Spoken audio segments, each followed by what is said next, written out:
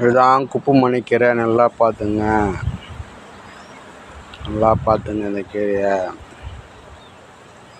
நான் சொல்கிறத நல்லா கவனமாக கேளுங்க.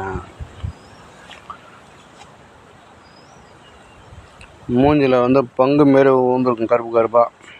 அதுக்கு இந்த தழையை பறித்து நல்லா கசக்கி அந்த இடத்துல அப்ளை பண்ணுங்கள். நல்லா தீத்தினே இருந்தீங்கன்னா அது ஃபுல்லாக மறைஞ்சிடும். நல்ல தழை.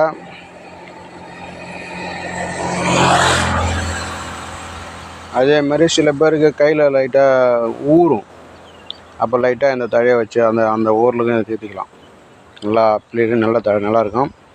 அதேமாதிரி இதை உள்ளுக்கும் சாப்பிட்லாம், ரசம் வச்சு சாப்பிட்லாம், நல்லாயிருக்கும். பூண்டு மிளகு போட்டு ரசம் வச்சு சாப்பிடுங்க. இந்த கீரை அருமையான ஒரு அற்புதமான ஒரு மூலிகை. எல்லா வயதுக்கும் நல்லாயிருக்கும். இது பிடிச்சிதுன்னா சப்ஸ்கிரைப் பண்ணுங்கள், பெல் பட்டனை லைக் பண்ணுங்கள், கொஞ்சம் உங்களுக்கு ஷேர் பண்ணுங்கள்.